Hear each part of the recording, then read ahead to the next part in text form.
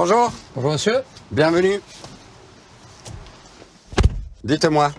Un petit tour dans Bruxelles. Ça je peux faire. Vous avez de l'argent sur vous, est-ce qu'on peut pas payer Je dois avoir un peu de liquide. avec des Vous cartes? êtes encore en francs belges ou vous êtes passé à l'euro? Non, on est passé en euros. C'était quand? C'était le mois dernier? L'an dernier. L'an dernier. Ouais. 2020, après le Covid. Jérémy Ferrari, originaire de Charleville-Mézières, vous arrêtez l'école à 16 ans pour monter à Paris dans l'espoir d'être humoriste. Un premier spectacle, Moi méchant, et une apparition dans le Morning Café sur M6 vous mettent le pied à l'étrier. Mais votre humour noir ne fait pas encore l'unanimité. Après 10 ans de galère, Laurent Ruquier vous révèle enfin en télé, dans On ne demande qu'à en rire. En même temps, votre one-man show Alléluia Bordel fait un carton, tout comme 22 pièces à Beyrouth et Anesthésie Générale, votre nouveau spectacle, le plus personnel, où vous racontez les troubles et les addictions dont vous avez souffert. Par ailleurs, vous êtes producteur d'autres artistes et créateur de festivals, dont le Smile and Songs en Belgique.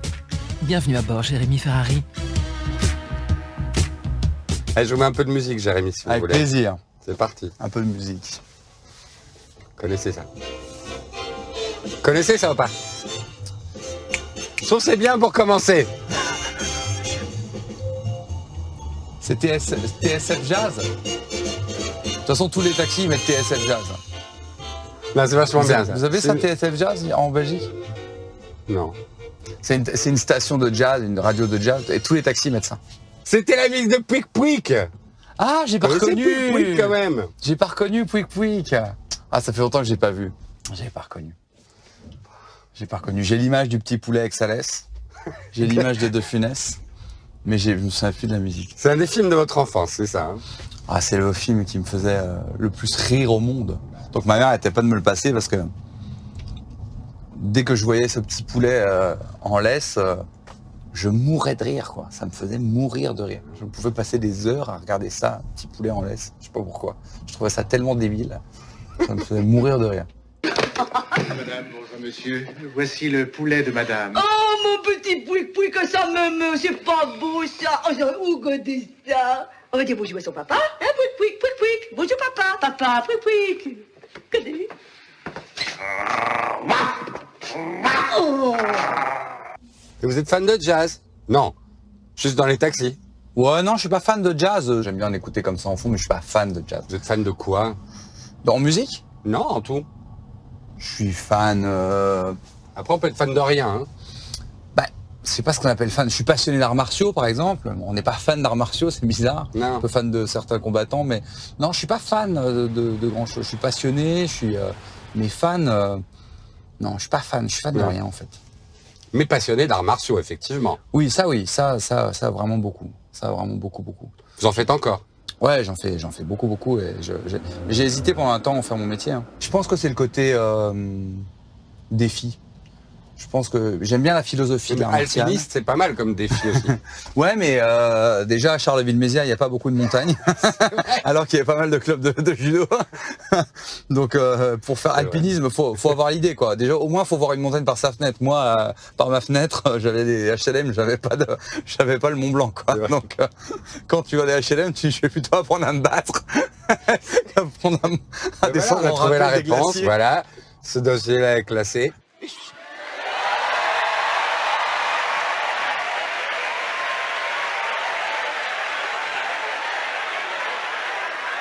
Tu vas le tuer! Je vais le tuer! Tu vas le tuer! Je vais le tuer! Tu vas le tuer! Je vais le tuer! Allez! 1, 2, 3, 4, 5, 6, 7, 8, 9, 10! 1, 2, 3, 4, 5, 6, 7, 8, 9, 10! Je vais le tuer! C'est vrai, vous l'avez dit, vous venez de Charleville-Mézières. Ça s'entend pas quand on vous entend parler comme ça, Non, mais vous j'ai venez de la travaillé. même ville qu'Arthur Rimbaud. Oui, mais j'ai travaillé, hein, mon accent. Parce qu'on parle un peu comme ça, Eh sur radio, ouais. on parle un peu comme ça, on n'articule pas beaucoup, on parle un peu comme ça. Donc j'ai travaillé pour l'enlever. Mon prof de théâtre m'a fait bosser ça. Ah ouais, carrément. Ça s'entendait trop. Et vous aviez des grands-parents belges, non?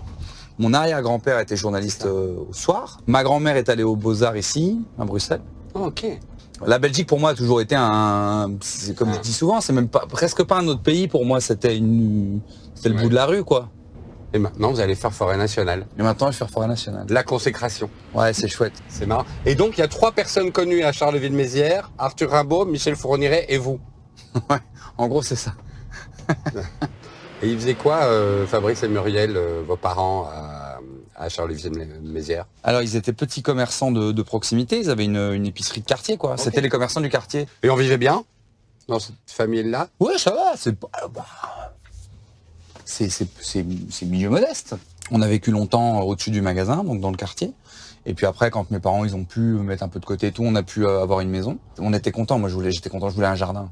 Et ouais. Je disais toujours à mes parents, je veux un jardin. Comme j'adorais la nature déjà et tout, on n'avait pas un grand jardin, mais juste d'aller dans le jardin. Et l'école, quand vous étiez gamin, vous avez aimé ça ou pas du tout? J'ai détesté. Détesté. Détesté, c'est la pire Ah oui, période de ma vie, catégorique, c'est oui. l'école. Ça a été horrible. Pourquoi? Donc déjà, il a fallu passer la débilité des garçons adolescents, de concours de beats dans les vestiaires, de je te jette de l'encre en classe parce qu'on trouve ça rigolo. Donc déjà, il y a la bêtise ambiante de Ouais. l'enfance et de l'adolescence, que j'avais beaucoup de mal. Avec laquelle j'avais beaucoup de mal, pardon. J'avais beaucoup de mal, on voit bien que je suis pas allé beaucoup à l'école. Je me mettais beaucoup à part, j'étais pas du tout rejeté par les élèves, j'ai pas joué ma Non, cosette. c'est ça. C'est Mais moi ça qui- vous intéressait pas? C'est moi qui me mettais beaucoup à part, j'avais du mal à communiquer, j'avais du mal à... Bon, j'avais mes potes, mais bon, c'était un peu dur quand même. Ouais. Et puis après, le problème principal, c'est l'éducation nationale. C'est-à-dire que j'ai l'impression qu'on me force à apprendre des choses, et j'ai l'impression surtout qu'on me force à penser des choses. Et alors ça, j'ai un gros... Vous réalisez ça quand vous êtes gamin? Ah ouais. On me force non Ah oui, seulement oui. à apprendre, mais à penser? Ah oui, je vois bien que tout est fait pour qu'on pense tous de la même manière, quoi. Je suis pas forcément en désaccord avec ce qu'on me force à penser. Ce qui m'énerve, c'est qu'on me force à penser quelque chose. Ceci, j'ai quand même plutôt des bonnes notes jusqu'en 6e. Jusqu'à 12-13 ans? Ouais, c'est ça. Puis à partir de la 6e, j'abandonne. Après, je redouble ma 3e. Enfin, bon. Après, Ah oui, c'est c'est ça. Et en seconde, j'ai arrêté au bout de 3 mois. J'avais 1,5 de moyenne générale en seconde. Mes parents Les sont- parents, ils sont pas contents quand les enfants ont 1,5. Non, mais souvent. mes parents, en vrai, ils sont très embêtés. Vous savez pourquoi? Parce qu'ils ont de la peine pour moi. Parce qu'en fait, ils voient surtout que je suis très malheureux. Ils voient que je suis pas un mauvais gars, que je fous pas le bordel en classe. Et ils voient je pense qu'ils voient un adolescent intelligent et triste. Donc, ils savent pas trop quoi faire. Et puis, il va y avoir les cours Florent. Parce que moi, je veux faire du théâtre. J'ai commencé à faire des représentations sur scène, etc. Donc à 16 ans, vous dites à vos parents, je vais plus à l'école. C'est pas comme ça que ça se passe. En fait, ce qui se passe, c'est que ma mère me dit, écoute, tu vas arrêter l'école, machin, mais non, on veut que tu ailles jusqu'au bac, blablabla. Donc, à moins que tu sois pris au cours Florent, tu n'arrêtes pas l'école, tu vas jusqu'au bac. Ok. Mais en fait, elle est maligne, ma mère, parce qu'elle sait qu'on peut pas être prise au cours Florent avant 18 ans. Sauf que je vais être tellement bon à l'audition que le gars me dit, écoutez, je suis prêt à vous faire une dérogation si vos parents sont d'accord. Ah merde! Du coup, j'appelle ma mère, je dis, j'ai pas été pris, elle fait semblant d'être triste, parce qu'elle savait très bien que j'avais pas été pris. Puis après, je lui dis, en fait, j'ai été pris, il me propose une dérogation. Donc, mes parents sont très embêtés parce que c'est des gens de parole, Eh ouais. donc ils vont tenir leur parole. Et un jour, mon père m'appelle, je me rappelle, je suis en haut. Ma mère, ça lui faisait beaucoup de peine parce qu'elle me déposait au lycée, je pleurais et tout. Enfin, donc ça faisait beaucoup de peine à mes parents. Et puis en fait, finalement, ils se sont dit, ils sont allés voir mon professeur de théâtre, Bruno Nion, qui était mon prof de théâtre de l'époque, qui m'a appris beaucoup de ce que je sais maintenant. Et il a dit, honnêtement, j'aurais dit ça à aucun parent, mais vous, je vous le dis, vous pouvez le laisser y aller. Il va y arriver. Ça mettra 5 ans, 10 ans, mais il va y arriver. Donc on est parti là-dessus. Donc je suis parti. Et j'ai intégré les cours Florent à même pas 17 ans. Et à Paris, au cours Florent, ça change? Pas tant. Ça change pas de ouf, hein. Non. On est quand même sur une petite désillusion. Ouais. C'est-à-dire que j'arrive, je suis convaincu que je vais trouver que des gars comme moi, des gens comme moi, passionnés. Et en fait, j'ai quand même beaucoup de fils d'avocats qui viennent là parce que leur papa leur paye les cours. Alors que moi, c'est le Graal et eux, c'est juste un passe-temps. C'est juste un passe-temps pour améliorer leur oral, pour leur barreau, quoi. Donc c'est un peu dur. Et après, deuxième année, alors là, je tombe sur un professeur de la Comédie Française qui nous explique que tout est un sous-art à part reprendre pour la 174e fois Shakespeare. Ouais. Et donc là, ça va clasher. Ça va clasher, on va vraiment s'engueuler, quoi. Ah ouais? Oui, parce qu'en fait, je sais pas, je l'énerve, parce que je veux faire du one, je sais pas, ça l'énerve.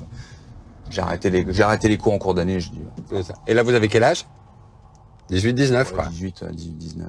Donc là, ma Vous mère... arrêtez pour la deuxième fois l'école. À 18 ans et demi. Fabrice et Muriel. Fabrice et Muriel, elles sont pas bien là.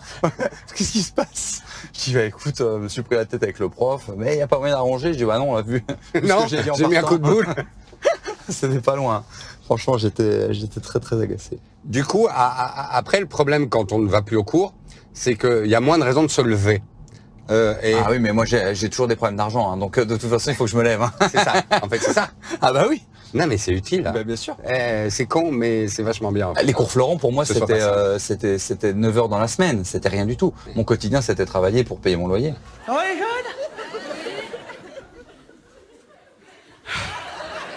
Eh, ils ont l'air de pas avoir de diplôme non plus. Alors peut-être ils ont fait comme moi les petites annonces, hein. C'est ça qu'on fait quand on cherche du travail et qu'on n'a pas de diplôme. Moi j'ai trouvé du travail assez facilement, je vais pas vous mentir. Bon, un travail de merde hein, par contre, hein, évidemment, hein, on est quand même à Paris, mais j'ai trouvé du travail. Et alors moi je travaillais chez Orange, tu sais au service client là par téléphone au 700. Ouais. Ouais, toi ça te fait marrer, mais moi c'était ma vie ça là-bas. Hein. Mais vous êtes certain que ce sera one man show. Ah, Vous ne faites pas des cours de théâtre pour autre chose que ça. Non, mais je suis déjà sur scène. En vrai, j'ai commencé à 16 ans. Ouais, c'est ça. Donc j'ai déjà mes premiers sketchs, j'ai déjà Vous un écrivez spectacle. déjà. Ouais, et puis je suis sur scène. Quand j'attaque les cours Florent, j'ai trouvé un théâtre qui s'appelle le Théâtre de la Providence, où je joue 2 fois par semaine dans des salles avec 8 personnes. Donc du coup, moi je suis déjà sur scène, donc je me dis bah c'est tout, je vais juste arrêter les cours Florent et continuer à jouer sur scène. Et c'est déjà ce petit humour un peu méchant. Oui, c'est très noir. Dès le début. C'est très noir, c'est très provoque, c'est très rentre dedans. Bon, Donc voilà. ça c'est après quelques années sur scène justement où ça marche tant bien que mal, mais quand Ouais, même c'est dur, plus quand mal que bien. Plus mal que bien. Vous vous dites j'arrête en fait. Oui, je me dis c'est bon, j'arrête. ça fait 6-7 ans que je... Plus que ça même, hein, plutôt 8-9 que 7. Hein. Ouais, ça, putain, Parce quel que- courage, putain.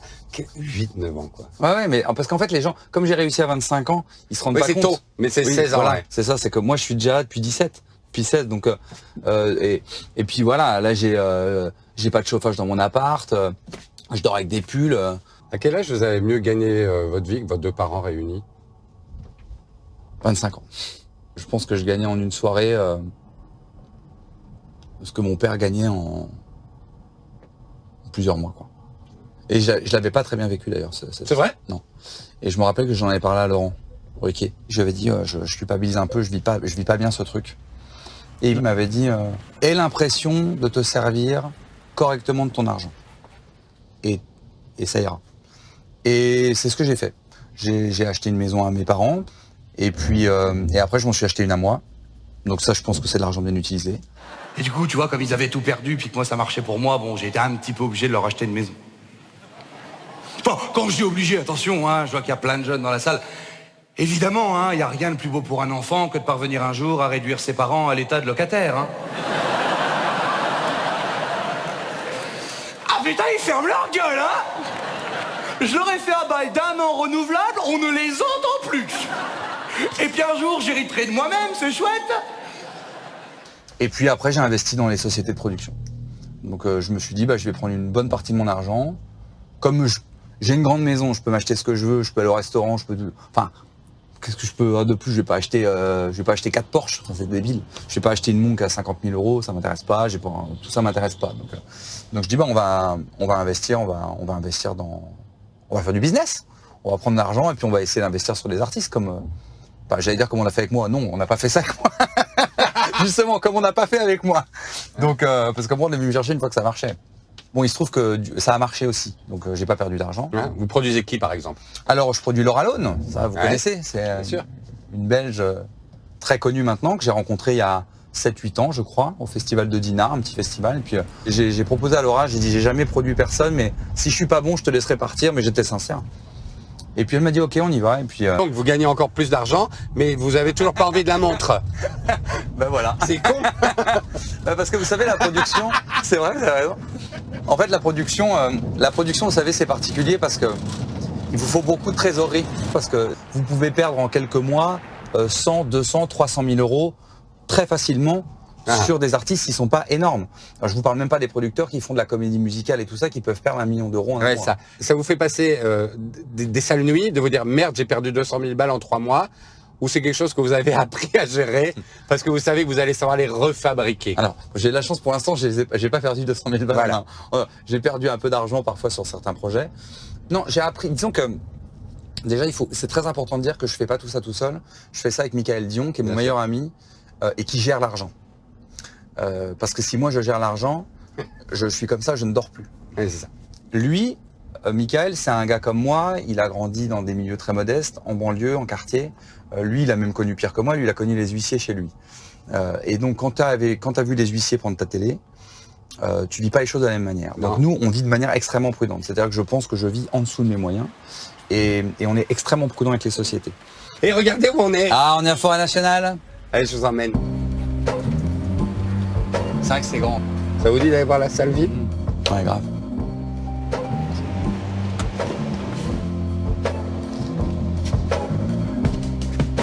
Très accueillant, hein? Ouais, je pense que c'était plutôt des squats, non, avant. Bon, vraiment, j'ai besoin de comprendre comment un être humain Oui, là, se dit, Mais je vais monter là. ce qui est intéressant et ce qui est fou en même temps, c'est que là, comme ça, là, moi, j'arrive là comme ça, je ne me sens pas du tout en mesure de jouer devant tous ces gens. Et c'est ça qui est incroyable avec la scène. Là, j'ai arrêté, par exemple, de jouer pendant 2 mois. Ouais. J'avais l'impression que j'étais incapable de faire ce métier.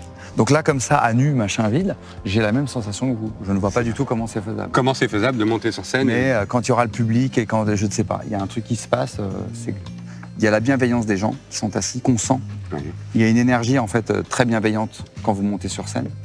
Il y a une attente. Et donc la bienveillance et l'attente, ça vous permet de trouver de la force et le courage Évidemment. pour dire des choses. Et je sens, comme une entité, comme s'il n'y avait qu'une personne en face de moi, je sens la majorité du public, je sens leurs émotions, quoi. Donc il n'y a pratiquement que les humoristes et les chanteurs qui ont la chance de faire des salles comme ça. Ma batterie, c'est le rire de mes spectateurs. Donc, c'est le seul art sur scène qui est en ping-pong immédiat et permanent avec le public. Et quand vous arrivez avec les gens, c'est inexplicable. Allez, on y va. On y retourne. Allez, on repart. Là, le nouveau spectacle que vous avez joué à Forêt Nationale, là, hein, il s'appelle Anesthésie Générale. Dans Alléluia Bordel, vous avez parlé de la religion. Dans 22 pièces à Beyrouth, c'était la géopolitique et la guerre. Ici, c'est un autre thème, c'est la santé. Et vous êtes comme les mecs qui n'ont pas été à l'école, vous êtes obligés de bosser beaucoup pour vous rassurer, de ne pas être un imposteur. Et donc, C'est tellement vrai. vous bossez comme un fou pendant 2 ans dans les spectacles pour essayer de vous documenter, de connaître un thème.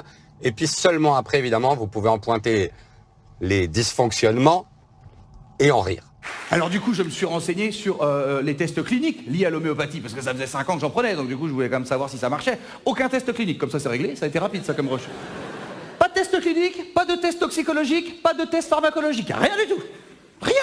Je le rappelle, je lui dis, mais il n'y a aucun test qui prouve l'efficacité de l'homéopathie. Il me dit, pas besoin, on sait que ça marche. Je dis, comment ça, on sait que ça marche? Il me dit, au jugé. Mais je dis, mais va jouer aux fléchettes si tu veux faire un truc au jugé. Là, c'est la santé, le domaine de la santé. C'est quand même un peu vaste, hein, le domaine de la santé. C'est très vaste. Vous y êtes allé parce que c'est une vraie question aujourd'hui, hein, les maladies précoces, L'économie autour de la santé. l'économie le autour de la financement. santé avec l'hôpital public qui s'effondre et pas que l'hôpital public d'ailleurs. Plus évidemment vous, dans votre cas, vous êtes plutôt un très bon objet d'étude de santé, vous-même. C'est vrai. Vous êtes trouble de l'attention et de l'hyperactivité, assez poussé. Vous avez des TOC, des troubles obsessionnels compulsifs. Vous avez des troubles obsessionnels idéatifs.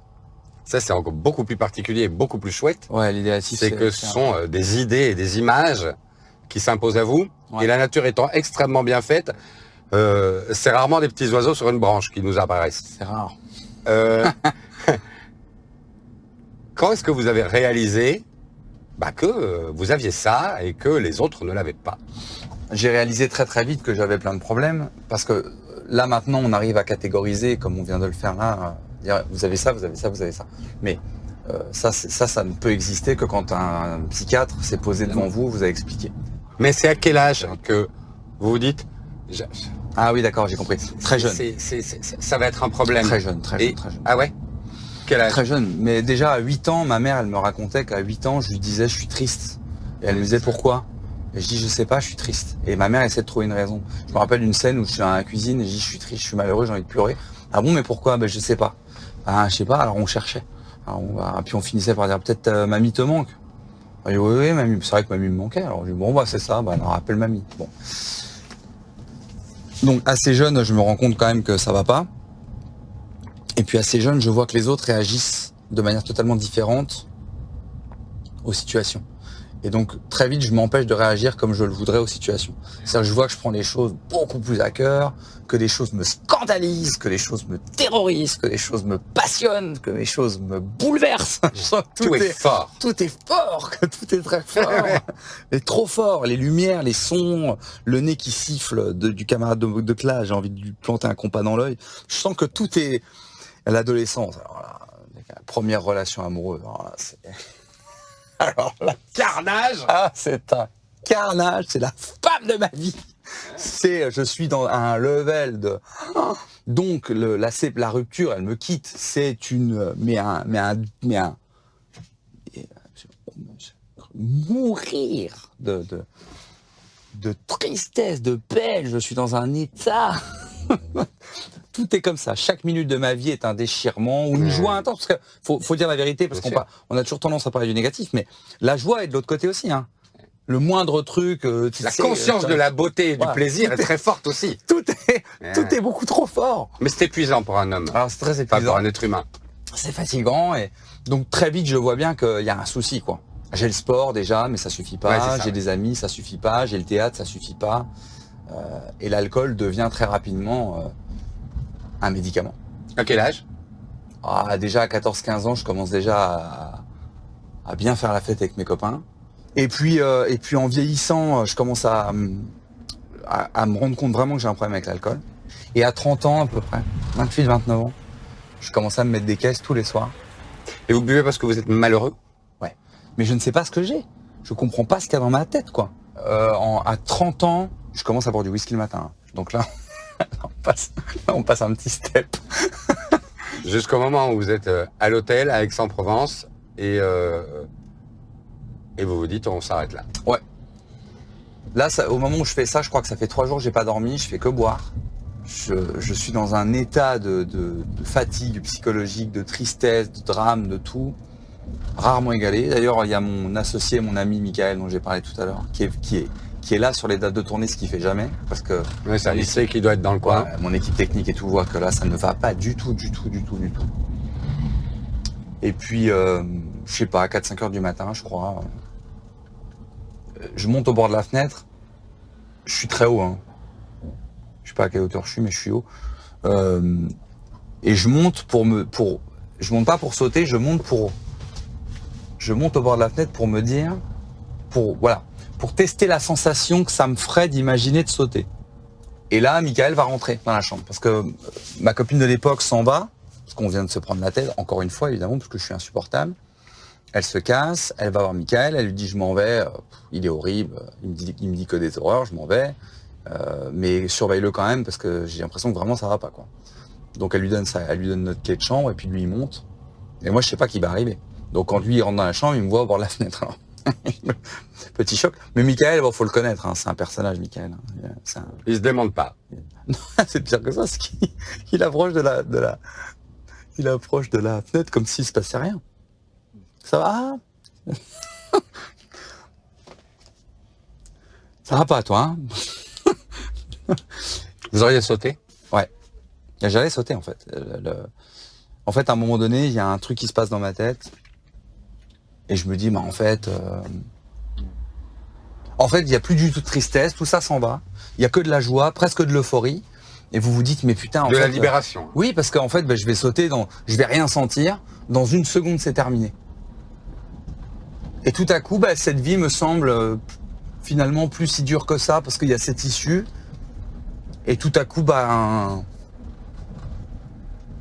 c'était presque chouette, mais je vais arrêter maintenant, moi. Voilà. Mais je vous assure, c'est vraiment ça dans la tête. Et donc, je ferme les yeux et je pousse sur mes bras. Et je sens le... Parce que j'avais pas beaucoup de place, donc j'ai pas fait un grand truc comme ça. Je fais juste ça. Et je me sens aller dans le vide. Et je prends l'instinct de survie, je sais pas, Tu reviens. Je reviens et je fais et là je réagis comme si on voulait me pousser par la fenêtre. Et donc là je dis il faut absolument m'enfermer. Il faut vraiment m'enfermer, il faut me soigner parce que là je vais sauter. Je me rends compte que je veux pas mourir et que je vais me faire mourir. Et la cure de désintox, Ouais, là tout de suite, enfin en mois express. après, hein, on y ouais. va.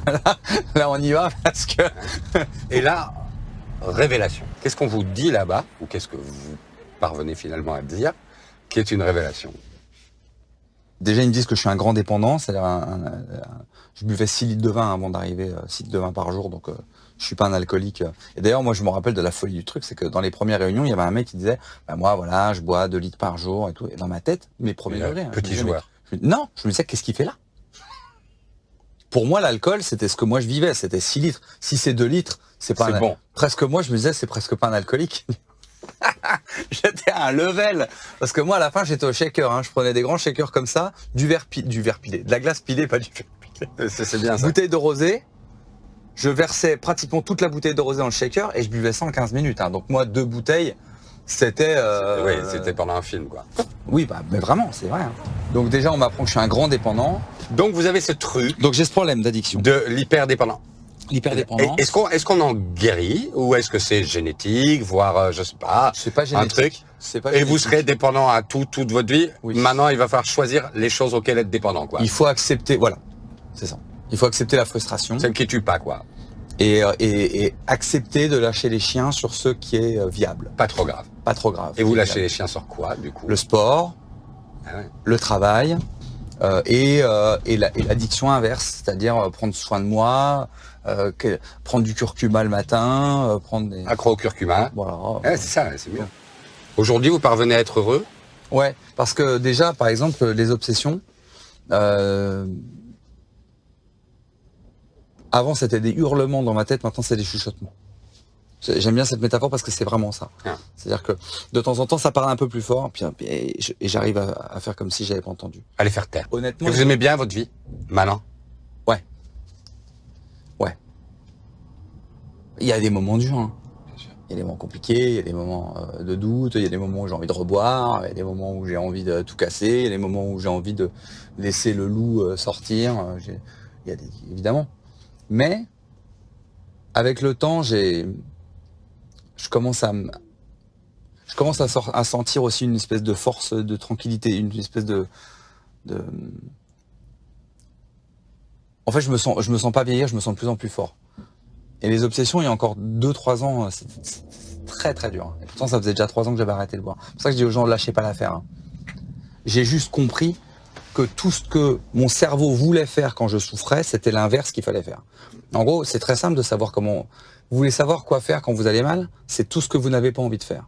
Quand vous allez mal, vous avez envie de bouffer de la merde, vous bourrez la gueule, vous droguer, insulter les gens, vous isoler. Grosso modo, c'est ça. C'est tout l'inverse qu'il faut faire. Vous allez mal, il faut vous lever, aller faire du sport. Mais j'ai pas envie de faire du sport. Mais faut aller faire du sport. Va courir en chialant et tu vas voir que quand tu reviens, t'es pas dans le même état que avant de mettre tes baskets. Manger sainement, essayer de dormir. Mais j'arrive pas à dormir. Ben couche-toi quand même. J'ai envie de me droguer, ben on boit de l'eau. J'ai envie de m'isoler, ben non, appelle des gens. Va voir des gens. Ouais. C'est un peu schématique, Ouais. mais quand même, on n'est pas si loin de la vérité quand même. Eh bien voilà, vous voilà revenu au point de départ. Eh ben, quelle C'est un belle peu un beau balade. concept de la vie. Hein. On fait comme ça et puis on arrive souvent au point de Ouais. départ. Ah oui. Mais mieux, plus fort. Mais plus fort. Eh bien, c'était un plaisir de parler avec vous, Jérémy. Moi de même. C'était une très très très chouette, on peut pas dire une interview, mais un très très chouette moment. Au revoir, Jérémy. Au revoir monsieur. Merci à vous. Au plaisir. Le moins que l'on puisse dire, c'est qu'il ne trompe pas sur la marchandise, Jérémy Ferrari. L'humoriste présentera son 3e one-man show, Anesthésie Générale, sur la scène de Forêt Nationale le 28 janvier. Qu'on se le dise.